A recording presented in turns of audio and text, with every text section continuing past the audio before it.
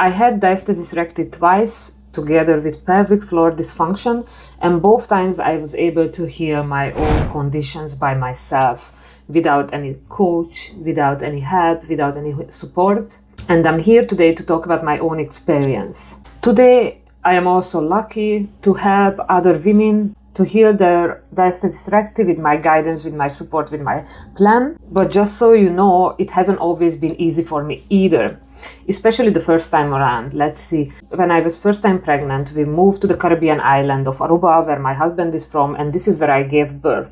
Now, if you know how islands work, it's not exactly that you can get all kind of professional support and care in any areas of medicine or in any areas at all. So I only find out I had diastasis recti when I was speaking on a phone with my best friend, and she was asking, hey, did your abs also separate after birth? And I was like, what is that?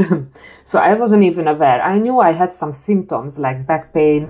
I also had the prolapse symptoms that mainly really put a bad pressure on my days, with the bulging feeling out of the vagina and all kind of prolapse symptoms. But I wasn't aware really that there is something like abdominal separation postpartum. So obviously, immediately I Googled it, I checked how to see if I have, and I found out I had like a 4-finger diastasis recti after my first birth on this beautiful Caribbean island where I used to live. I think what I struggled with the most is that I didn't have anyone to turn to. I didn't have any support. I couldn't get any help. I couldn't even talk to anyone about it. There was no one who could understand what I was going through. There was no one who could actually guide me and help me and tell me what to do. And you know, there are some times just in your life when you just really tired and you just want to do the right things and you just want to know what's going to help.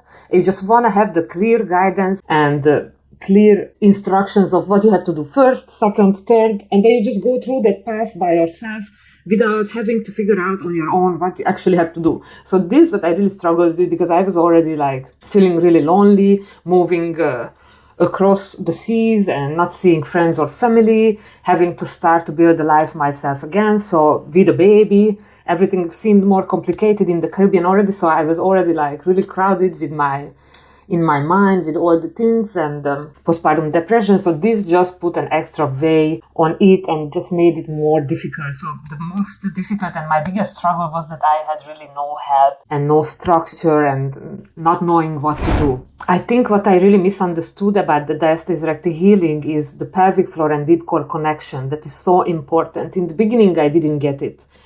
I knew as well that I have a pelvic floor dysfunction, a prolapse, and later I find out I also have a diastasis recti. Both of these conditions were diagnosed by myself.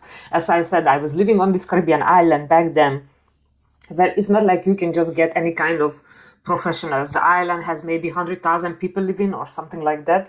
So many people even have to go abroad to Colombia or South America to get professional health care, not mentioning that my diastasis recti or prolapse, you know. So obviously I was not getting any help on my own. Everything I had to figure out by myself. And the same was with the core and pelvic floor connection. That was, I think I really misunderstood and I didn't get it at first, how these two really have to work together and how important that is. The 3 biggest lessons I learned during my recovery, during my pelvic floor and diastasis recti healing process, both times, because I'm not saying it was perfect both times. Second time, I already educated myself during my second pregnancy. I qualified as a prenatal and postnatal trainer, so I exactly knew what I have to do in order to heal when it comes to healing. And I also knew what I can do already during the pregnancy to help speed up this healing process afterwards. So by then, I already had a strategic plan the second time around, but that doesn't mean everything is going perfect, right? And also the first time around. So my progress was also not linear all the time. I had this kind of up and downs like many women have, you know. It's not always like this. Sometimes it's like this, your progress, you know. You are sometimes up and down and then you go a little bit linear and then up again. So I had both times doubts. I had both times some setbacks, obviously. But the 3 biggest lessons I learned is, I think the number one and the most important is don't rush your progress. I think I was just rushing so much to get back my pre-baby body or even be better, just to lose weight so fast and lose everything. I didn't gain so much weight, but still it was obvious the belly porch was there for a while, and it was obvious that I was pregnant before. But even so, I was still rushing it, I think it's just because of this society that we are living in, that, oh, how do you look like? You have to get back your body so fast after pregnancy, and all this pressure that they put on women nowadays.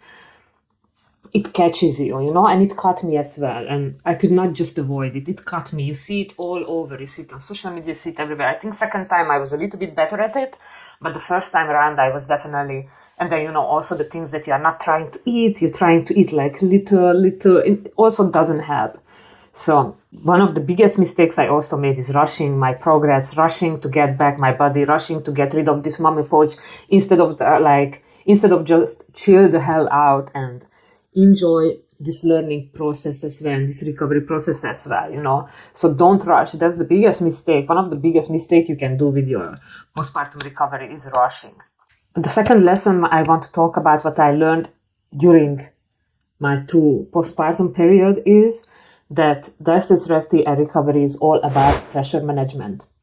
So when you have this 𝐾𝐭 and doming and bulging in your belly, it's a pressure. And when you are doing the workouts or your everyday life, you have to manage this pressure. So this is another important thing that you have to understand, and maybe I didn't get at first. You are managing the pressure when you are managing your diastasis recti in workouts or in your daily life.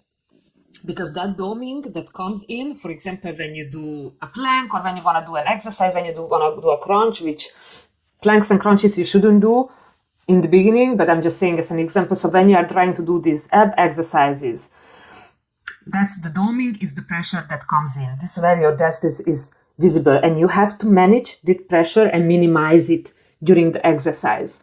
So what we are doing in order to minimize the pressure and manage it, to lower it and to push it back, sort of, to like minimize it, to eliminate the pressure, is modifying the exercises. So you have to learn to modify these exercises, and as you progress and you still experience certain pressure, you always have to modify. This is how you manage the pressure. You activate your deep core first. You learn the breathing technique. You learn how you can engage your core. Then you can get into the exercises on your back. Then maybe you turn around on your all fours and you try to manage pressure in different positions as well. Then you maybe even start to do strength training and learn to manage the pressure there. And then in your everyday life and so on. So all this recovery postpartum is everything about pressure management, and this is something you don't have to forget and you have to pay attention to. So it's not about the planks, about the crunches, about the exercises. It's about managing the pressure, and how you manage it, you modify. And the last biggest lesson, the third one I learned, is about your daily habits. Your daily habits also have to support your healing, because there are some things that we do and are actually creating setbacks for us. Maybe especially our posture, how we walking, how we standing, how we sitting, how we slouching on the couch, how we getting out of bed, how we lifting things in our everyday life, in our environment, anything that you lift actually.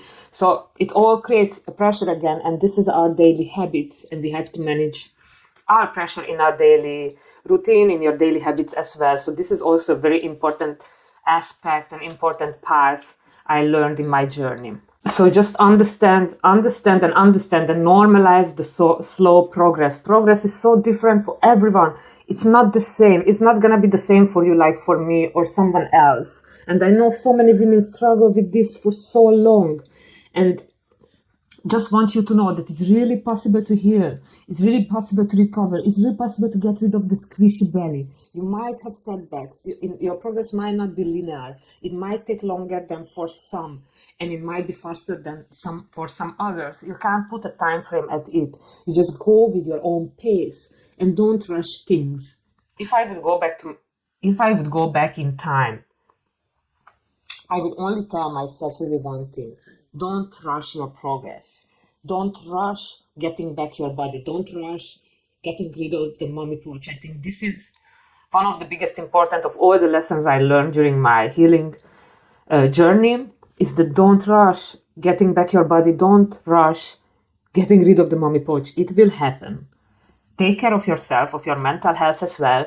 Take care of your health overall, your wellness. It's very important.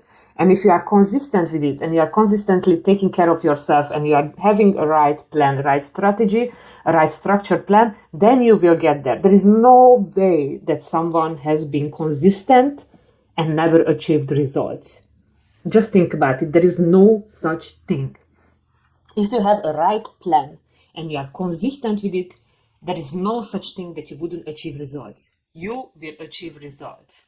And if you need help, if you need a plan, you need a coach who can help you stay on the path, provide you with a structured plan and weekly calls to discuss progress with you and discuss next steps and always be there to guide you so you never have to guess, then just comment and reach out to me. Cheers!